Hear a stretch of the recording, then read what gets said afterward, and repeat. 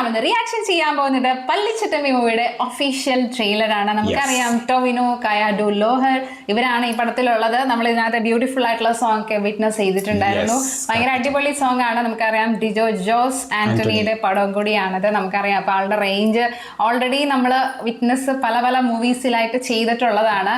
And ഇതിനകത്ത് ടോവിനോന്റെ ആ ഒരു ലുക്ക് ആണെങ്കിൽ ആ ഒരു ചട്ടമ്പി ലുക്ക് നമ്മൾ എന്തായിരുന്നു കഴിഞ്ഞ ദിവസം ടീച്ചറോ നമ്മൾ മിസ് ചെയ്തത് ടീച്ചർ നമ്മൾ ടീച്ചർ ചെയ്തല്ലോ അതിലൊരു നീ പറഞ്ഞ മറ്റേ ഏകദേശം ഒരു ARMന്റെ ഒക്കെ ഒരു മോഡ് കിട്ടിയിട്ടുണ്ടായിരുന്നു കുറച്ചൊക്കെ അവിടെയൊക്കെ നമ്മൾ 1-2 ആഴ്ച മുന്നേ ആയിരുന്നു ഇതിനകത്ത് ഒരു സംഭവം ഇറങ്ങിയിട്ടുണ്ടായിരുന്നത്. അപ്പൊ അത് നമ്മൾ റിയാക്ട് ചെയ്തിട്ടുണ്ടായിരുന്നു. അപ്പൊ ഞാൻ പറഞ്ഞായിരുന്നു ഒരു ARMന്റെ ഒക്കെ ഒരു വൈബാണ് കിട്ടിയിട്ടുണ്ടായിരുന്നത് എന്നുള്ളത്.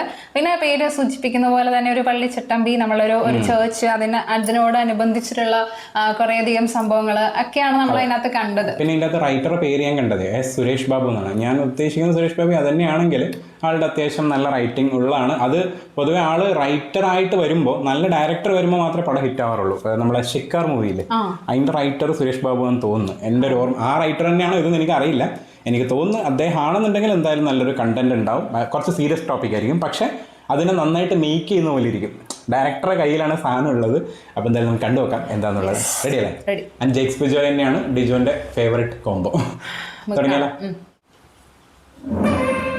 ആ മണ്ണ് കത്തിച്ച് പിന്നീടാക്കാൻ അവൻ വരും.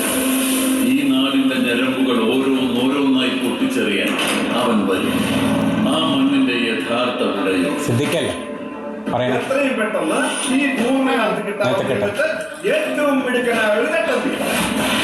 ഒന്നും വില കൊടുത്തിട്ടാണെങ്കിലും കൊണ്ടുവന്ന് ക്രിസ്തവറായി വാഴിക്കണം.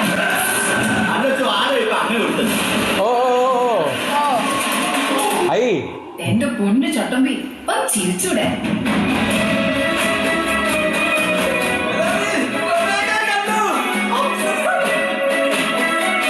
ചട്ടമ്പി കൊള്ളാൻ എന്റെ നാട്ടുകാരെ കൊണ്ട് മയക്കി വെച്ചേക്കുവാ.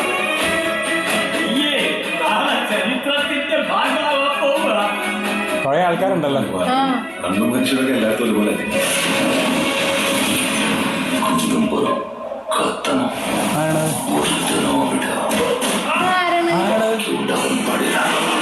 നല്ല ഉണ്ടല്ലോ സ്ക്രീൻ അല്ലേ? വാവ് വാവ് സ്കോർ.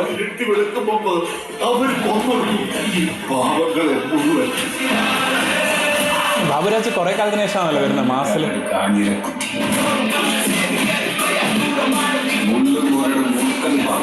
ഓ മുള്ളുവരുടെ മുറുക്കം കഴിഞ്ഞ ദിവസം പറഞ്ഞില്ലേ?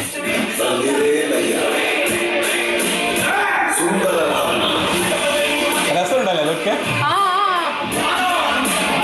അതാണ് ബാബുരാജ് കുറെ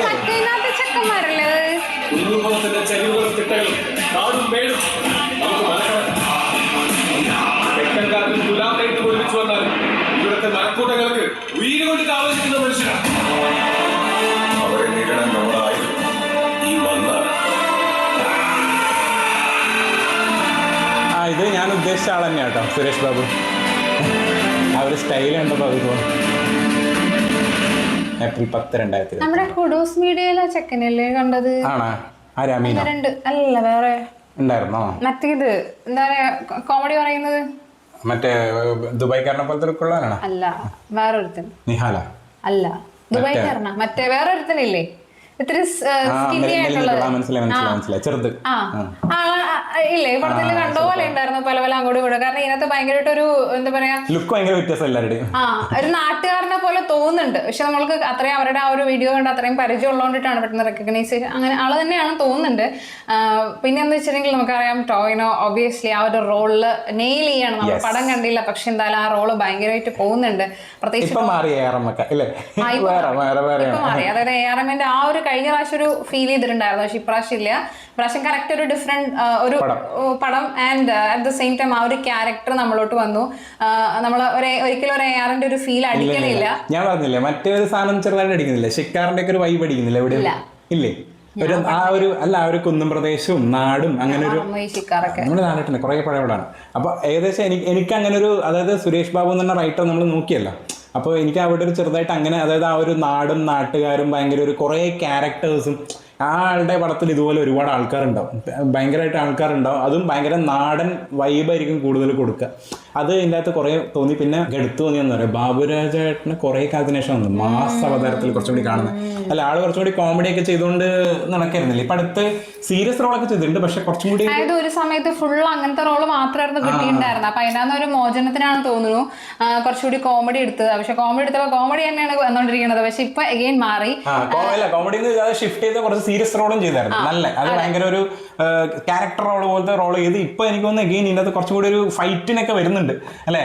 ആള് ഭയങ്കര ഫൈറ്റ്. ഒരു സമയം നമുക്കറിയാം, പ്രത്യേകിച്ച് ലാലേട്ടന്റെ പടത്തിലും മമ്മൂക്കയുടെ പടത്തിലൊക്കെ എപ്പോഴും വില്ലനായിട്ട് എന്തായാലും അങ്ങനെ ഒരാളുണ്ടാവും. അല്ലെങ്കിൽ വില്ലന്മാരുടെ കൂട്ടത്തിൽ ഒരാളായിട്ട്, അല്ലെങ്കിൽ ഇങ്ങനെ എന്തെങ്കിലും ഒരു നല്ല ഡയലോഗ് പറയാൻ വേണ്ടിയിട്ട് അടിക്കാൻ വേണ്ടിയിട്ടൊക്കെ വരും, നമുക്കറിയാം. പക്ഷെ ഇതിനകത്ത് ഭയങ്കര ഒരു ഫ്രഷ് ഫീൽ തോന്നിയിട്ടുണ്ടായിരുന്നു. ആൾക്കുണ്ടല്ലോ പഴയൊരു ലുക്ക് ഉണ്ട്. അതിന് പ്രത്യേകിച്ച് പറയുകയാണെന്നുണ്ടെങ്കിൽ ഇപ്പോഴത്തെ പോലെയല്ല, പണ്ടത്തെ ആൾക്കാര് ഇപ്പൊ ഒരു പ്രത്യേകിച്ച് ഒരു 80s അല്ല, ഒരു 60s 70s കാലഘട്ടത്തിലുള്ള ആൾക്കാരെയൊക്കെ നമുക്കറിയാം. അവര് കുറച്ചും കൂടി ഭയങ്കര ഹെഫ്റ്റി ആയിരിക്കും. അതായത് ഇപ്പൊ എന്ന് പറയുന്ന ഫുള്ള് മറ്റേ ഭയങ്കര ഒരു സ്ലിം അങ്ങനത്തെ ഒരു ഇതല്ല, പണ്ട് കുറച്ചുകൂടി ആ ഒരു നാടൻ ഫുഡൊക്കെ കഴിച്ചിട്ട്. പക്ഷെ അവരെന്ന് വെച്ചാൽ കുറച്ചൊരു ബൾജി ആയിരിക്കും. പക്ഷെ ആ ഒരു അവരുടെ ആ ഒരു ബൾജി ശരീരത്തിലും ഭയങ്കര ഒരു ആരോഗ്യമുള്ള ഒരു സംഭവമായിരിക്കും. ഒരു തടിമാടൻ എന്നൊക്കെ പറയില്ലേ, ആരോഗ്യമുള്ള തടിയുള്ള ആള്.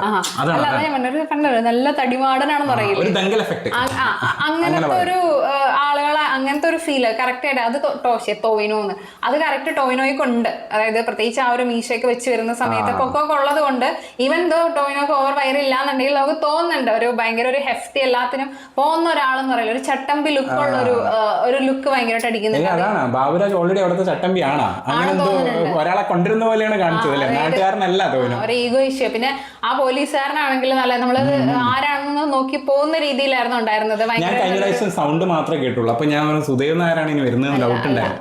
അല്ല, സൗണ്ട് മാത്രമേ കേട്ടുള്ളൂ കഴിഞ്ഞ പ്രാവശ്യം. ആ ഡബിങ് അതുപോലെ ഉള്ളത്, കുറച്ചൊരു മലയാളം മനസ്സിലാവുന്നില്ല. ഇനിയിപ്പോ സുദേവ് തന്നെയാണോ സൗണ്ട് എടുത്തതെന്ന് പറയാൻ പറ്റില്ല. പക്ഷെ ആൾക്കും ഒരു ഡിഫറെന്റ് ലുക്ക് ഉണ്ട്, പഴയകാല പോലീസിന്റെ ലുക്ക്. അതായത് എല്ലാവർക്കും ആ ഒരു, ഈവൻ കയാഡോ ആണെന്നുണ്ടെങ്കിലും മറ്റേ എന്താ പറയാ, കാണുന്ന സമയത്ത് നമുക്ക് പണ്ടത്തെ ഒരു ലേഡീസ് ഇല്ലേ, അവരുടെ ഒരു വൈബ് ഉണ്ട്. കറക്റ്റ് ആയിട്ട് ഒരു ഭയങ്കര ഒരു പണ്ടത്തെ ഒരു 70s കാലഘട്ടത്തിലുള്ള ലേഡീസിന്റെ ഒരു ഭയങ്കര ഒരു നിഷ്കളങ്കതയും പിന്നെ ഒരു ശാലീന സൗന്ദര്യം എന്നൊക്കെ പറയില്ലേ, അത് കറക്റ്റ് ആയിട്ടുണ്ട് ആ ഒരു കാസ്റ്റിംഗിനകത്ത്. അപ്പൊ എനിക്ക് തോന്നിക്കണെന്താ, ഈ പടമില്ലേ തിയേറ്ററിൽ വിജയിക്കണമെങ്കിൽ ഒരു സാധനം കിട്ടിയാൽ മതി. ഏതാ അറിയത്, നമ്മള് ആ ക്യാരക്ടറായിട്ട് ജേണി ചെയ്ത് ആ ഒരു ലോകത്തോട്ട് പോകണം. ഇവർ കാണിക്കാൻ പോകുന്ന ഒരു എറയുണ്ടല്ലോ, ആ എറയിലോട്ട് നമ്മൾ കയറിയാൽ മാത്രമേ ഈ സിനിമ ഇറ്റാവുള്ളൂ. ഇല്ലെങ്കിൽ കയ്യിൽ നിന്ന് പോകാൻ സാധ്യതയുള്ള ഒരു സാധനമാണ്. കാരണം വെച്ചാൽ നമ്മളിപ്പോൾ കായംകുളം കൊച്ചുണ്ണിലൊക്കെ നമ്മൾ കാണുമ്പോൾ നമ്മൾ അതിലോട്ട് പോണില്ലേ, ആ ഒരു വൈബിലോട്ട് കയറി നമ്മൾ ഈ കാലഘട്ടത്തിൽ ARM ആ പഴയ കാലഘട്ടം കാണിക്കുമ്പോൾ നമ്മൾ അവിടെ പോകും. നോർമലി ഉള്ള സിനിമയിലല്ല ഇങ്ങനത്തെ സംഭവം. നമ്മള് പ്രത്യേകിച്ച് പടം എടുക്കുന്ന സമയത്തേ ഇതിനകത്ത് ജസ്റ്റ് നോർമലി ഉള്ള അവരുടെ ആക്ടിങ്ങും മറ്റു സംഭവങ്ങൾ മാത്രം നോക്കിയാൽ പോരല്ല. പ്രത്യേകിച്ച് ഇതിന്റെ ഒരു ആ എഡിറ്റിംഗിൽ നല്ലോണം നോക്കണം. അറ്റ് ദ സെയിം ടൈം ആ ഒരു സെറ്റ് കറക്റ്റ് ആയിട്ട് അതൊക്കെ നമുക്ക് കറക്റ്റ് ആയിട്ട് അതിനകത്ത് ഒരു ചെറിയൊരു മിസ്റ്റേക്ക് വന്നാൽ പോലും നമുക്ക് പെട്ടെന്ന് തിരിച്ചറിയാൻ പറ്റും. അതാണ് സംഭവം. അപ്പൊ അത് പല പടത്തിലിപ്പോ നമ്മൾ ഇങ്ങനത്തെ ഒരു കുറച്ചൊരു 60s 70s കാലഘട്ടത്തിലൊക്കെ നമ്മള് കാലഘട്ടം എന്ന് പറഞ്ഞാൽ കംപ്ലീറ്റ്ലി ഡിഫറെന്റ് ആണ്, ഇപ്പൊ ഉള്ള പോലെയല്ല. അപ്പൊ ആ ടൈമിൽ എങ്ങനെയാണെന്നുള്ളത് നമുക്ക് ഇവൻ ടോവിനോയുടെ ആ ഒരു ഹെയർ സ്റ്റൈൽ ആണെങ്കിലും മീശയൊക്കെ ആണെന്നുണ്ടെങ്കിലും നമുക്ക് അതിനകത്തൊരു കൺവിൻസിങ് ഉണ്ട്. അതായത് ആ കാലഘട്ടത്തിൽ ആളുകൾ ഒരുമാതിരി ചട്ടികാലത്തി പോലെയായിരുന്നു മുടി മുറിച്ചിട്ടുണ്ടായിരുന്നു. അതേ മറ്റേ അതങ്ങനത്തെ ഒരു ഹെയർ സ്റ്റൈൽ ഉണ്ടായിരുന്നു, ചട്ടി കമുത്തിയ ഹെയർ സ്റ്റൈൽ എന്ന് പറഞ്ഞിട്ടുണ്ടായിരുന്നു പണ്ട്. പിന്നെ മീശ അങ്ങനെയായിരുന്നു, അതായത് ഇങ്ങനെ ഒരു മറ്റേ എന്താ പറയാ പാള പോലെ മീശ, കട്ടിത്താടി അങ്ങനെ വെച്ചിട്ടൊരു അതൊക്കെ പണ്ടത്തെ ഒരു വൈബാണ്, ഒരു സ്റ്റൈലാണ്, ഞാൻ കേട്ടിട്ടുണ്ട്. അതുകൊണ്ടാണ്. പിന്നെ പൂവയ്ക്കുന്ന ലേഡീസൊക്കെ ആ ഒരു ഇവിടെ എനിക്ക് തോന്നുന്നു ഒരു 80s കാലഘട്ടം വരെ ആ പൂവയ്ക്കൽ ഉണ്ടായിരുന്നു തോന്നുന്നുണ്ട്. ഒരു 90s ആയപ്പോഴാണ് തോന്നുന്നത് ആ പൂവയ്ക്കലൊക്കെ മാറ്റിയത്. ലേഡീസ് ഇങ്ങനെ മെടഞ്ഞിട്ടിട്ടൊക്കെ ഇവിടെ പൂവൊക്കെ വെക്കുമായിരുന്നു. അപ്പൊ അതൊക്കെ എല്ലാം ശരിയാണ്. ഇനിയിപ്പോ എന്താ പറയാ, നമുക്ക് തിയേറ്ററിൽ വരുമ്പോൾ അറിയാം എങ്ങനെയാ പടം എന്നുള്ളത്. ഞാൻ അതിനോട് പറഞ്ഞ എക്സ്പീരിയൻസ് കിട്ടിയാൽ മാത്രമേ ഈ പടം, അതായത് എക്സ്പീരിയൻസിലൂടെ കണക്ട് ചെയ്യണം. ഇമോഷണൽ മാത്രമല്ല, ഇമോഷണൽ കണക്ട് വേണം ഒരു സിനിമ ഹിറ്റ് ആണെങ്കിൽ. പക്ഷെ അതിന്റെ കൂടെ ഒരു എക്സ്പീരിയൻസും കൂടി കിട്ടിക്കഴിഞ്ഞാൽ ചിലപ്പോൾ തിയേറ്ററിൽ ഹിറ്റ് ആവുള്ളൂ. ആൻഡ് ഡിജിറ്റൽ സാൻഡണി ആയതുകൊണ്ട് തന്നെ ആള് ഹിറ്റുകളും ഉണ്ട് ഒരു ഫ്ലോപ്പും ഉണ്ട്. അപ്പൊ അതുകൊണ്ട് തന്നെ ഒരു അപ്പ് ആൻഡ് ഡൗൺ ഉള്ളത് കൊണ്ട് ലാസ്റ്റ് മറ്റേ മലയാളി ഫ്രം ഇന്ത്യ, അപ്പോൾ അതുകൊണ്ട് ആൾക്കാർക്ക് ഒരു ചെറിയ ഡൗട്ടോട് കൂടിയായിരിക്കും കയറുന്നത്. പക്ഷെ ജനഗണമന വെച്ചിട്ടും ആൾക്ക് കയറാം, അത് വേറെ കാര്യം. പക്ഷെ മലയാളി ഫ്രം ഇന്ത്യ നമ്മൾ അതിന്റെ ട്രെയിലറെ കണ്ടപ്പോഴേക്കും തന്നെ നമുക്ക് വലിയ ഇംപ്രഷൻ ഉണ്ടായിരുന്നില്ല. ട്രെയിലർ വലിയ കുഴപ്പമില്ല. ട്രെയിലർ ട്രെയിലർ കോമഡി കുറച്ച് കോമഡി ആയിരുന്നു. അല്ല അതല്ല, പാട്ടൊക്കെ ഉണ്ടാകുന്നില്ല. യൂഷ്വലി എന്ന് പറഞ്ഞാൽ ഇന്നത്തെ പാട്ടൊക്കെ ഉണ്ടായിരുന്നു, നമുക്കൊന്നും കാണാൻ തോന്നണില്ലേ. പക്ഷെ മലയാളി ഫ്രം ഇന്ത്യയില് പാട്ടൊക്കെ വന്ന സമയത്ത് എനിക്ക് തോന്നുന്നു അത്ര ഭയങ്കര വലിയ ഇംപ്രസീവ് ആയിരുന്നില്ല സംഭവം. എന്തോ ഒരു ഡിഫറെന്റ് ഒരു ഫീൽ ഉണ്ടായിരുന്നു, എന്തോ അപാകത ഉണ്ടായിരുന്നു. അല്ല, എനിക്ക് തോന്നിയിരിക്കണേ ആ പടം കുറച്ചുകൂടി കോമഡി പടമായിട്ടാണ് അവര് മാർക്കറ്റ് ചെയ്തത് കാണിച്ചപ്പോ. പ്രത്യേകിച്ച് ധ്യാൻ ശ്രീനിവാസൻ, നിവിൻ പോളി രണ്ടുപേരും ഒരു കോമ്പിനേഷൻ ഒക്കെ വന്ന്. അത് കോമഡി അല്ലേ പടം? ഞാൻ കണ്ടിട്ടില്ല. അറിയില്ല, പക്ഷെ പടം ഇറങ്ങിയപ്പോ കോമഡി മാത്രമല്ല. പക്ഷെ അതിനുശേഷം ആൾക്കാർ ഏറ്റെടുത്തു എന്ന് പറഞ്ഞു. OTT വന്നപ്പോൾ ആൾക്കാർക്ക് കുഴപ്പമില്ലാണ്ട് ഇഷ്ടപ്പെട്ടു ഞാൻ കേട്ടായിരുന്നു. അറിയില്ല, ഓക്കെ, അത്രേ ഉള്ളൂ. അപ്പൊ എന്താ നിങ്ങളുടെ ഒപ്പീനിയൻ പറയാം, അടുത്ത വീഡിയോയിൽ കാണാം.